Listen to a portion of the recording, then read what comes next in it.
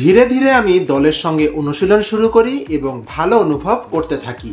এ কারণে আমি শুরু থেকেই মাঠে থাকার সিদ্ধান্ত নিই। আমি খুবই আনন্দিত এবং তৃপ্ত। ফিলাডেলফিয়ার বিপক্ষে জয়ের পর এমনটাই বলেছেন inter মায়ামির Argentine মহাতারকা Lionel Messi.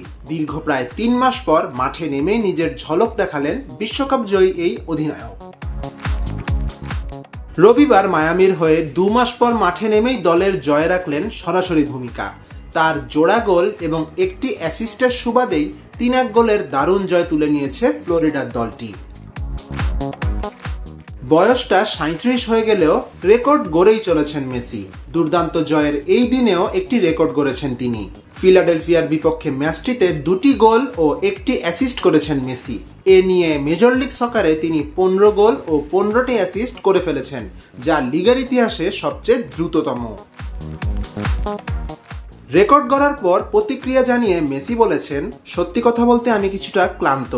Miami গরম এবং আর্দ্রতা সহায়ক নয়, তবে আমি মাঠে ফিরতে উন্মুখ ছিলাম। মাঠ থেকে দূরে থাকার সময়টা অনেক লম্বা হয়ে গিয়েছিল।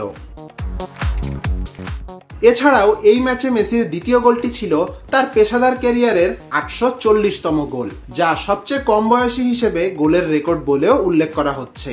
গোলের দিক থেকে মেসির সামনে আছেন কেবল একজনই, তারই চিরপ্রতিদ্বন্দ্বী ক্রিশ্চিয়ানো রোনালদো।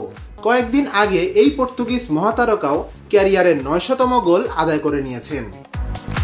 সামিন মোহাম্মদ আনান, স্পোর্টস বাংলা।